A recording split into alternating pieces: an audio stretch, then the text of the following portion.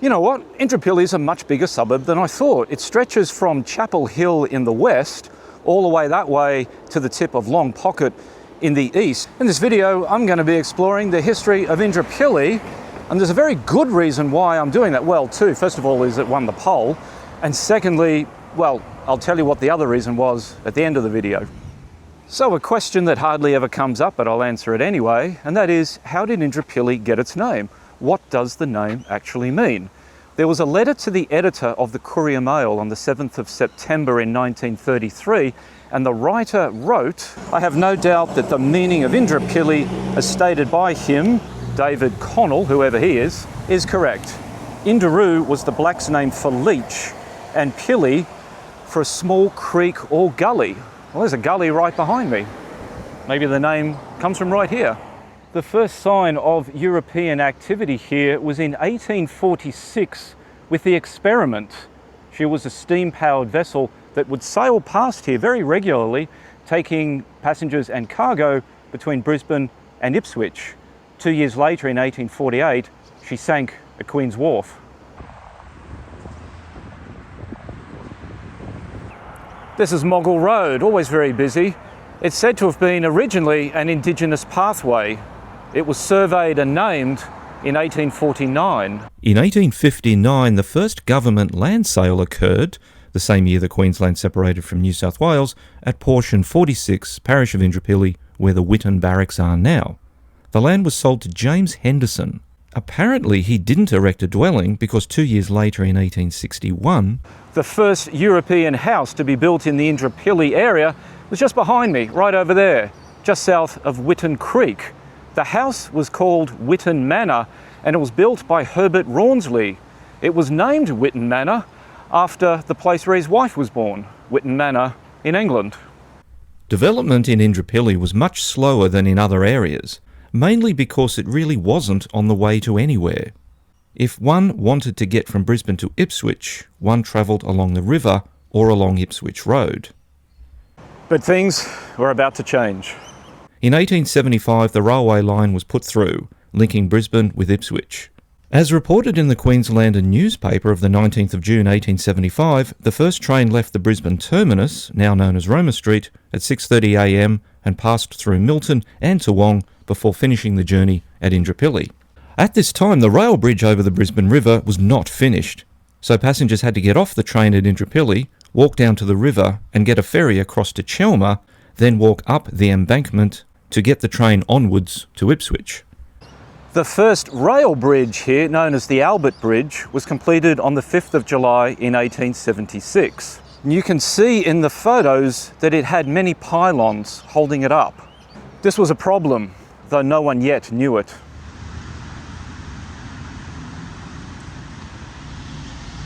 Right, in 1884 the Stamford Hotel was opened. Today we know it as the Hotel Indooroopilly.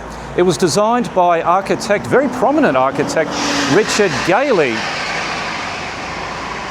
That didn't sound healthy. He also designed the Regatta Hotel at Toowong and the Empire Hotel in Fortitude Valley. And in all honesty, it was the railway line that was the catalyst for development here in Indooroopilly. Without the railway line, not much of this would be here today. It was in 1886 that the Witton Township was advertised for sale. I mean, I guess they could have really built the township anywhere, but they chose that spot just behind me. Then came the Stamford estate in 1888, and the following year in 1889, the Indooroopilly Station estate was advertised. The 1880s and the 1890s were the time of the grand homes, and Indooroopilly certainly had a few. Though not far from Brisbane, Indooroopilly was sparsely settled, allowing for large homes on large acreage. Some of those grand houses are Greylands, built in 1876 at 47 Dennis Street for Graham Lord Hart, a city lawyer. Now I can't pronounce the name of this house, but you can give it a go. It was built in 1889 for Henry Charles Stanley, Chief Engineer for Railways in Queensland. He also designed the first Albert Bridge, and he watched it collapse into the river from his home during the 1893 flood. Ross Roy was built in 1897 and is now part of the St Peter's Lutheran College.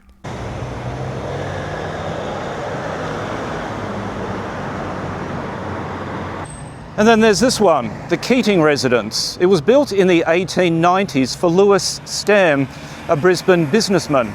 The name Keating, though, comes from his daughter's husband's name. Despite having many occupants and owners over many decades, the house has been abandoned for about a quarter of a century. So now we come to the 1893 flood, and it was a very devastating one. This bridge just here, to my right, this is where the first Albert Bridge stood, and this is the one that was destroyed in that flood. The problem that it had was that it had too many pylons holding it up. And that meant when the waters were surging through here, the water had a lot more surface area to push against. The bridge just couldn't handle the weight and volume and speed of the water, and that's why it collapsed. So when they came to build the second Albert Bridge, there's a train now. Oh, crap. It's one of those freight things. I'll be here for half an hour. So what I was saying was, when they came to build the second Albert Bridge, they had the bright idea to only build one central pylon in the middle of the river. That way, if there was another flood, and certainly there would be, this is a floodplain, this is a big river, the water would have much less surface area to push against when it flooded through here. So that's why they've only got the one central support on the second Albert Bridge. Good thinking. And actually, now that I'm here talking about this and I'm looking at the other rail bridge, which is just the Indooroopilly rail bridge, they did exactly the same thing.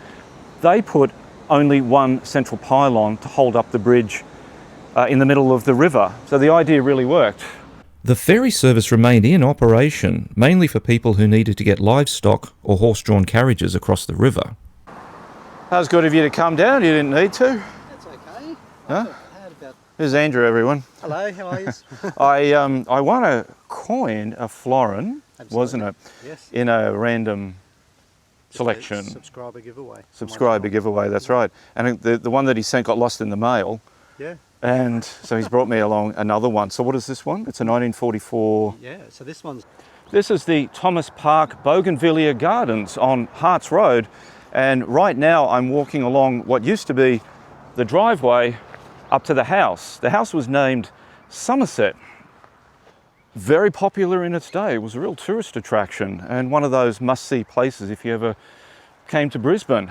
It was sometimes opened for open days, fetes and fundraisers and things like that.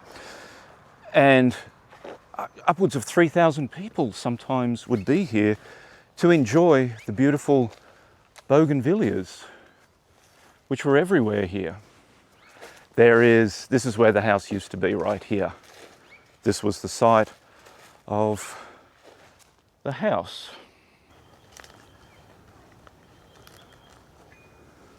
There's actually quite a few very good little information boards here in this park. And this one is talking about the main driveway, which is there, and it says, there is currently an arbour in the location of the earlier arbour near the turnaround arbour, but it's more of a recent one. The arbour, I think the key word here is arbour. So the house that existed here was built by Thomas Elliot, and he built it in 1898. He was from Wellow in Somerset. That's why he called the house Somerset. I don't think he had any experience as a gardener, but apparently he had a green thumb and was very good at growing bougainvilleas.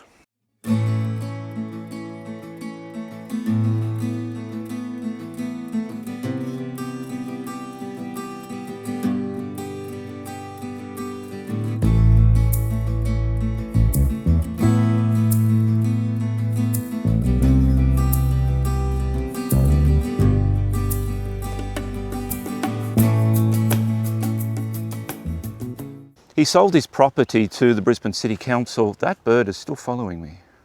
He sold his property to the Brisbane City Council in 1947, but he continued to reside in it until 1958, when he died at the age of 93. And then the house was removed in 1964. Up at one end of the park is an old power pole.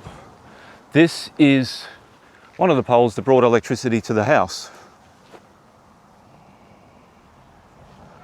And it's metal too. Ooh.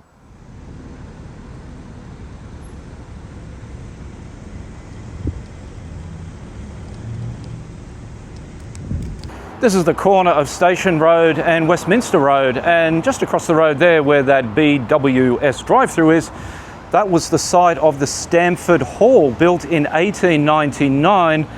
It was the social hub of the wider area. Witton Manor was moved to the grounds of Sydney solicitor Herbert Hemming's house, and this is the one I can't pronounce, in 1916. He renamed it Witton House and used it to display his extensive art collection. In this 1906 photo, you can see Stamford Hall and the Stamford Hotel. By the late 1950s, early 60s, the hotel had been remodelled. You can actually see the War Memorial outside the hall.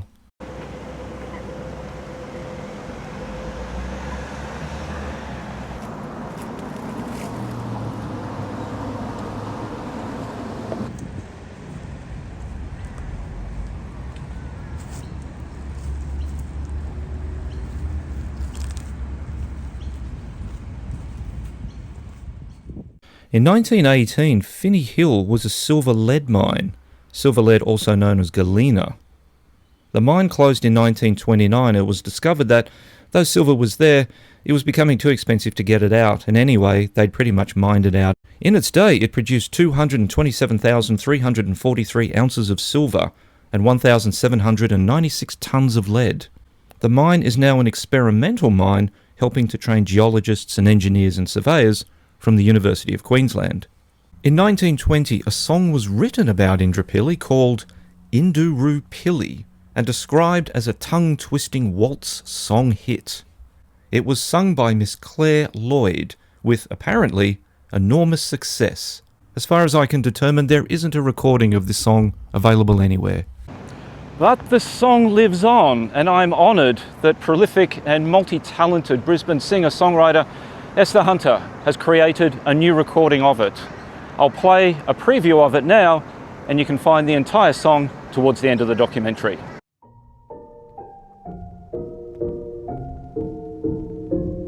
There's a quaint little town that is gaining renown, but its title sets tourists all swearing. Aboriginal names give them all funny pains. At this one word you'll find them all staring. It's an Aussie town too.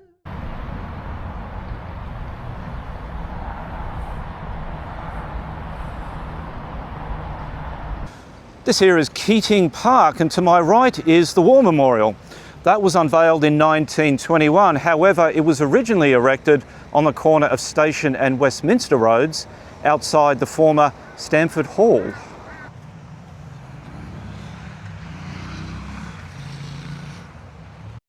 In 1925, the Stamford Picture Theatre opened.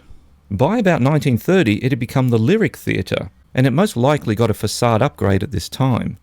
About 1957, it was sold and soon became the El Dorado Theatre, most likely a reference to the gold that was discovered under the Walter Taylor Bridge. In 1989, the owner of the cinema was Ray Rue Botham, and he wasn't too happy about the new cinemas being built at the Indooroopilly shopping centre.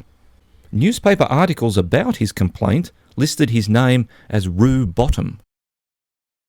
And despite a century of upgrades and architectural changes, you can still see part of the original building. It's right up the top there, that triangular bit. That's part of the roof of the original theatre. It was also in 1925 that the ferry was upgraded so that it could now handle motor vehicles. You've got to remember, at this time there was still only one bridge over the Brisbane River here, and that was a rail bridge. That was the second Albert Bridge.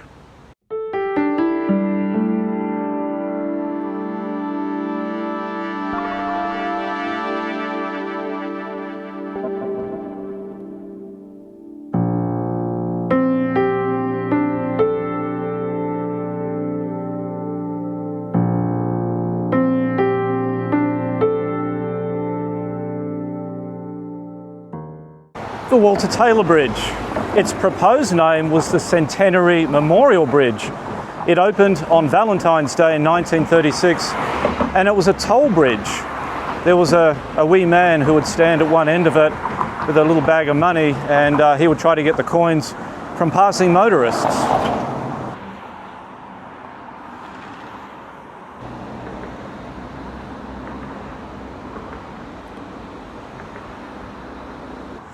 And yes, it's true, people did live in the Walter Taylor Bridge. On the Indooroopilly side, the house, or the accommodation, was a bit smaller than the one here on the Chelmer side.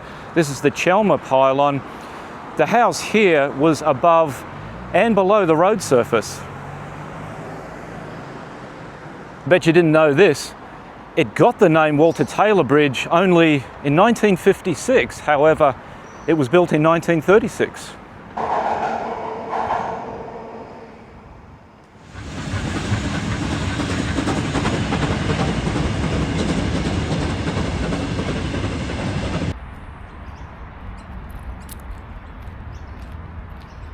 I've just arrived at Witton Barracks, and this place has an incredible history.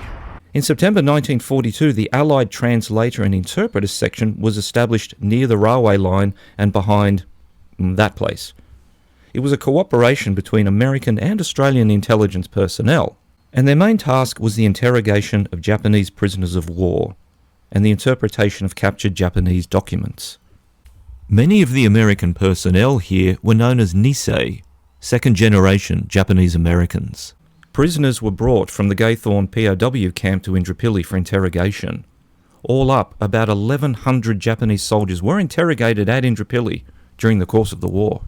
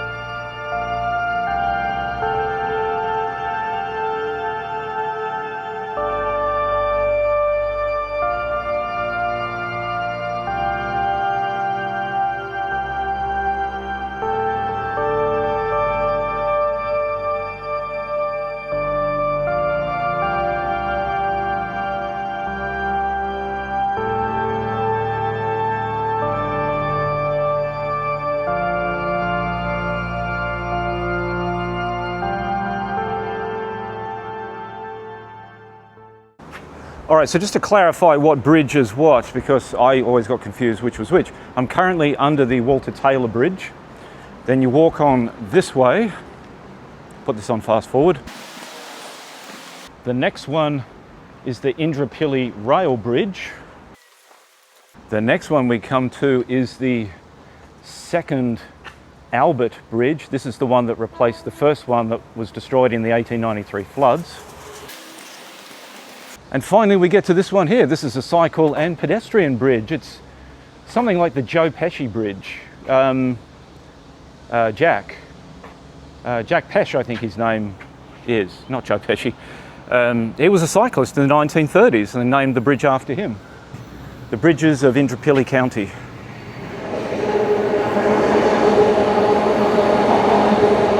In 1962, a portion of Long Pocket was set aside as a new golf course, with a 21-year lease by the St Lucia Golf Links. The new clubhouse opened in 1964, with Brisbane Lord Mayor Clem Jones being the first to tee off. In 1973, the club agreed to exchange the St Lucia course and clubhouse for 200 acres of freehold land adjoining the existing Long Pocket layout, on which another 18 holes with a new clubhouse could be built.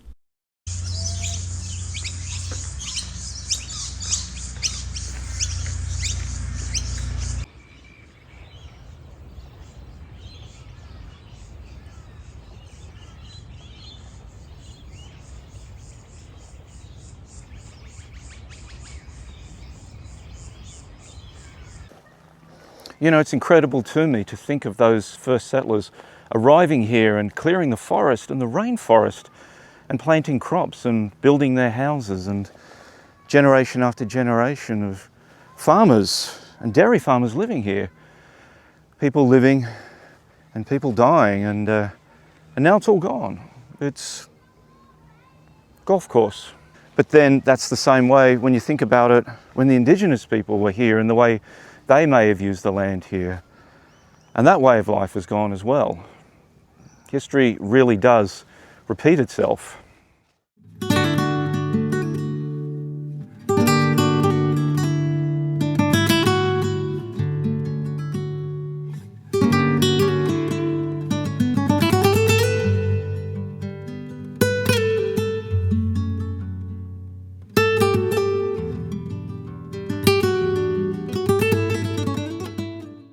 This here is the Holy Name Catholic Church. It opened in 1963, and looking at it, it couldn't be from any other decade. Between 1955 and 1965, more churches were built in Queensland than in any other decade, prior or since. The design of this building was so different and so challenging that the first contractor went bust. And now we come to the construction of the Indooroopilly shopping centre. The site required the demolition of over 50 private homes, and this was completed by April of 1969. Indooroopilly Shopping Town, as it was originally called, was opened on the 8th of July in 1970, and at that time it was the largest shopping centre in the Southern Hemisphere. It was built on part of the former Stamford estate. I actually worked at Brash's and at Myer there in the 1990s. For those of you who don't know, Brash's was a chain of music stores. And when I was working there, we were still selling cassette tapes. And in 1995, I waited in line for several hours at Indooroopilly Shopping Centre to get Gillian Anderson's autograph when she was doing a promotional tour for her hit TV series, The X-Files.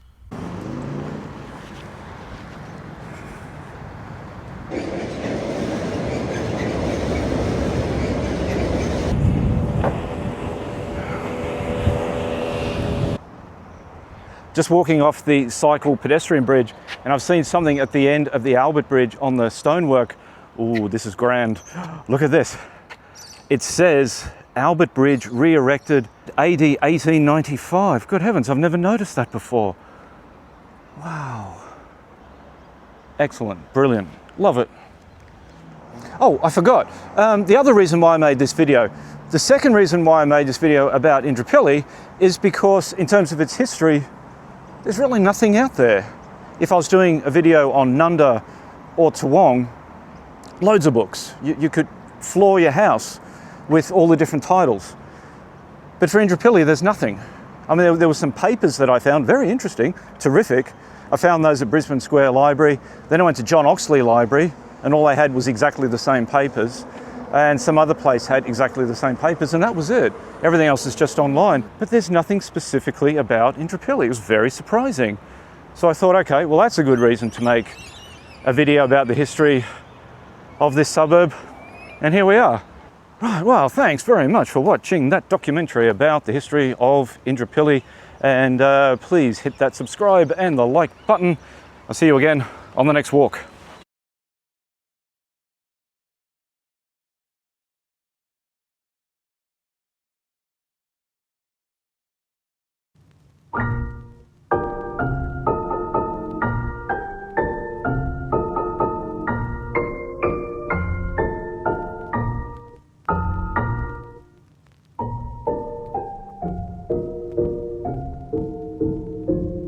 There's a quaint little town that is gaining renown, but its title sets tourists all swearing. Aboriginal names give them all funny pains. At this one word you'll find them all staring. It's an Aussie town too, it's in Queensland, 'tis true. If a new chum should pay it a call, he says the word with a cough, nearly bites his tongue off, and this town is the cause of it all. Indooroopilly's a word, though it may sound absurd. If you can't say it right, you just sneeze it. But This plan is the best. Put it in a nice chest. If you once get it right, hold it, freeze it. My mouth's getting sore. I've dislocated my jaw. It's like a leech when it bites you, it grips. To describe it more plain gives my tonsils a pain. It's like a mouthful of hot fish and chips. I-N-D, double O-R, double O-P-I, double L-Y. It drives the stranger silly. They can't say Indooroopilly, Indooroopilly. They always say, then spell it with a sigh. It's I-N-D, double O-R, double O-P-I, double L-Y. I-N-D, double O-R, double O-P-I, double L-Y. It drives the stranger silly. They can't say Indooroopilly, Indooroopilly. They always say, then spell it with a sigh. It's I-N-D, double O-R, double O-P-I, double L-Y.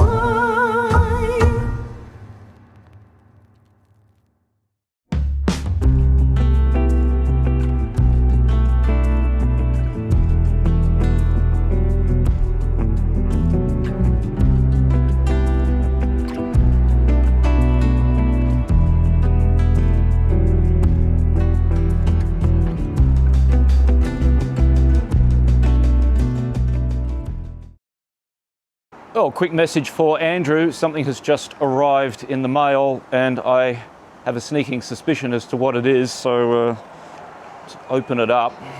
It's the florin you sent how many weeks ago? It's just arrived. Thank you very much for that. I've got two now, two florins. Do you want one back?